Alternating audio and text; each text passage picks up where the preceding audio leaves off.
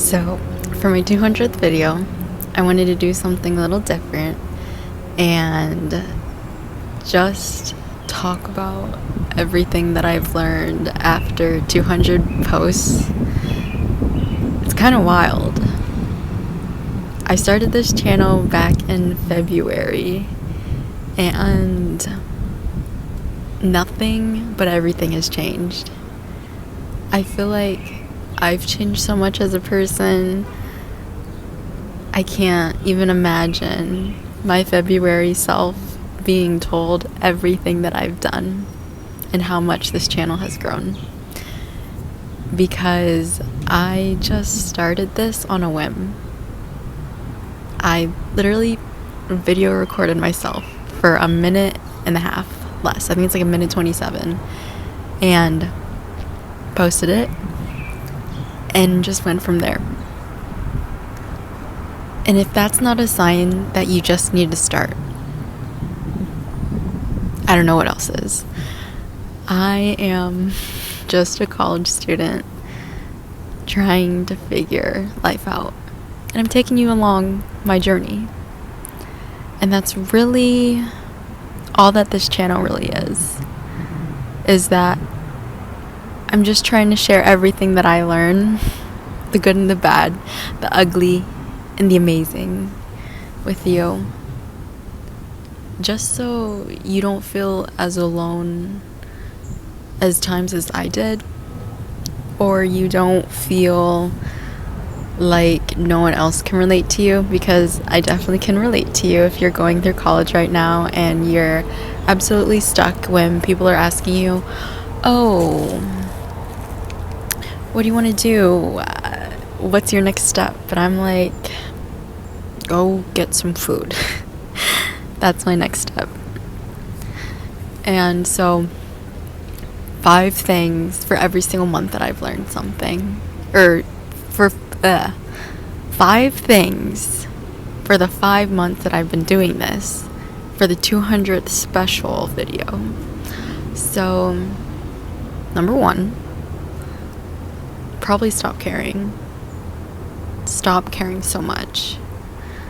I cared a lot about my school, about doing things absolutely perfectly, trying to make sure I do my best, and not doing these videos in public. That's definitely what I cared about. But I have my jacket around me. That's what I'm like fixing. But I really learned to not care that much, because at the end of the day, you and I are humans. We learn, we live, we love, and we let go. And from the perspective of school is going to be the next, how many years I have left. I have those I got to do. And it's going to go by. And whatever GPA I have is not going to make or break whether I get into something. Because who I am, what I've done, will speak loud enough for my grades. And I came into college very serious, very hardcore. But it's taught me to loosen up a bit. And to not really care what other people think. Because at the end of the day, you and I have to be happy. You and I have to be the ones that make ourselves happy without external factors. And not caring to be perfect. And it's okay to make mistakes was one thing I've learned a lot. As you guys have known, this internship has been a great reminder to not care and just to try my best and to eat failure with a spoon. Just eat it, and learn from it. That's probably my first thing I've learned. The second thing that I've learned, there's so many things.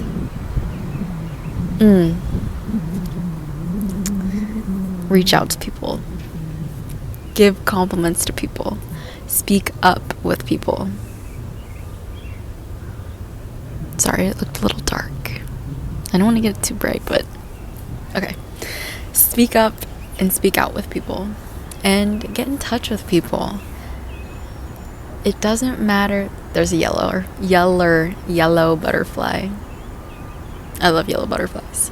Anyways, it was just a big awakening for me to reach out to different people, to talk to people, and to get out of my comfort zone. I was very, let people come to me and I will talk to people. But that's not how life is. Life is not like that. You have to be open to receive, not closed off to get. And receiving and getting are two different things. When you receive something, you're open to them. But when you get something, you're surprised. You don't look for it. But when you're open, you have your heart open and you're not looking for anything, but you're just open to receive whatever. And that was probably what I've learned the most. The next, it's probably kind of crazy though to think about that. Like, it just having to force myself to be open to people and to want to talk with other people, because I was very introverted, as you knew, back in February and March and April, honestly, at some times. But in the later April, later May, I definitely got more open. I definitely got more comfortable with people and willing to open myself up to others. And especially, honestly, here, I walk a lot of places, like this week specifically, because I'm out of the office, just doing like my presentation and my paper. So I'm like out. I try to compliment at least one or two people every day, whether it's about their clothing, their hair, like girl or women supporting women is what I love. And yesterday I saw this cute father and daughter. She was like 3 or 4, the dad, and then I assumed the mom, and I was like, is that your family? And then she's like, yeah. And I was like, they're really cute. And she's like, thank you. And then I today complimented a girl in her outfit, and I thought it was so cute. You know, they're coming out of genuine and authentic compliments. They're not just like, oh, I think your outfit's cute and I hate it. It's not like a mean girl compliment. That was probably the second biggest one I've learned. Definitely the third one is to accept failure. Kind of going off the first one, but earlier I learned that failure is fine, get over it, move forward. From an academic perspective. But then I learned from a hands-on job experience, deal with failure, get through the emotions that come with failure, and do it again. Slam your head on the floor again and get up. Because slamming your head on that floor hurts. Hurts your ego, hurts your emotions, hurts you, hurts your body. It hurts literally everything about you because it's a major failure. I broke the machine. I broke almost the other machine. I literally broke the machine. I did.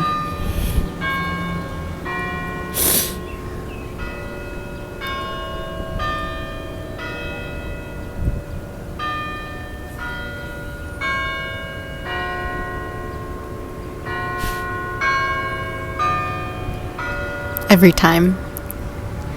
But I didn't follow the instructions correctly. I failed on like a label, failed, yes. But I learned every single time. And I had firsthand experience on failing But getting back up and learning from it. No matter how embarrassing or how terrible I felt, I did it and I got back up again. That kind of leads me to my fourth one, perseverance. So cliche, I hate saying persevere, whatever, yada yada, rah rah. Can't stand that because it's so cheesy. But it's so true. You have to be willing to fail to get better. You have to accept that the moment that you accept failure and that you accept that you're gonna fall and you're gonna be bad, but you're gonna get up, is the most important thing that you can do. Is that you need to get back up when you fall. Because there's gonna be days when you're not gonna want to get up. There's going to be nights that you cry. There's going to be days that your stomach turns upside down because you're anxious on failing, because you have to do it again. I don't know what to tell you other than do it. I had to do it. I had to go back into my office, my workspace, after I literally failed, and do it again. The first day that I was hands-on after my training, I literally didn't label my stuff, and so the experiment went wrong. My project went wrong. Literally the first day I was in the lab. And I was like, shoot. And I don't know how my instructor didn't see that from a mile away of being an issue, of just being a telltale sign of how bad this experience was going to go from just the get-go. But you know what? It was a great experience. Hindsight 2020. It's always 2020, yeah. But in the moment, it was like 0-0. Could not see, blind as a bat, you know. Oy vey. But perseverance. I feel like for the fifth and final one is just to live. Literally live. Just live. I don't know any other way how to explain it, but just live. Whether it's go for a walk, go for a cry, go do something. Go do something else other than that one thing that you have to do. I love sitting outside. I'm such a sun girl. I will not lie, I do get tan. I do get a little tan. I do. I love melanin. But not even from that perspective. I used to love to tan, but I can't anymore with the job. But get some vitamin D, get some natural rays, go in nature. I love walking in nature. I love running in nature. I love, no. Love's good, but yeah. Anyway, self-love. But you gotta find your inner peace, your inner vibe. You gotta just do it, because you're not gonna have an escape out of here unless you can see it or imagine it. And sometimes the noise, sometimes the only way that you can get out of it here is to see something different that's absolutely like nature, or imagine it. And you just got to. And I think, literally going back to the Stoics, nature is one of the most, I'll just say, vibiest place that you can go. I don't know any other terminology. Most serene, most tranquil, most, I was gonna be like vibelicious, but just chill. Just go out in nature. Go for a second. Go for a walk. Go for something. Go for ice cream. Just go walk. Because, yeah, you can be in your head, but you can't be in your head when you are intaking something that's so beautiful and so much bigger than you and I are. And just reminding yourself that life is so much bigger than you and your problems has been probably the most life-altering realization. Because we get into our problems and we get into our shell and we feel very insecure. But then, once we can open our eyes and open our hearts, we can see that life isn't that serious, that you can enjoy something in life even when you're going through it, when you're in the thick of it. Because you can't be mad in the sun and looking in nature and thinking, wow, I'm truly blessed to have the vision and to see color. Or if you're colorblind, to see different hues. I don't know what type of color blindness you have, but to be able to to be able to see something and see that you're just so small, and that the day will end, the night will come, and the day will begin again, is probably the best reminder to have. And so probably my sixth one, a little spice, is I love humans. I love humans. This is going to be a long video, so I'm sorry. But I love humans. I've learned that about myself. Because, there we go. I don't know, I'm sorry if it's really bad now. But you can learn so much from somebody just by listening to someone else. You can learn so much about somebody by the way that they dress, about the way that they behave during certain things, the way that they smile about certain things, the way they talk and how they talk about when they talk about certain things, they talk passionately, or that you can share emotions with somebody based upon their own memories and you can bond over that. Imagine somebody telling you their grandmother's recipe and telling them about, or them telling you about memories with their grandmother, or their grandma, or their granny, or their nana, or nanny, or mima, I don't know, whatever you call your grandma. And you get to share in that memory with them. And the memories that you share with humans are just so beautiful. And when you can share those small moments that only you have with someone else, that's a gift within itself. Or just by sharing conversations with somebody, you don't know how much your time with somebody could matter, and that your presence genuinely matters. Maybe not today, maybe not tomorrow, maybe from not a year from now, I don't know. I really don't know. But maybe someday you'll find someone who tells you how important you are to them. That you know that you have external validation, at least for this once, that you matter. Because I can tell you that you matter, because you do. But you're not going to believe me until someone that you truly value tells you that you are valuable, that you matter, that you have significance. And so you do.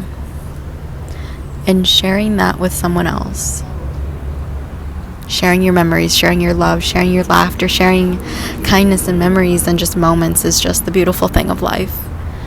And all those 6 things are what I've taken away in the past. Major key takeaways are the things that I've learned in the past 5 months. So I got an extra 6th.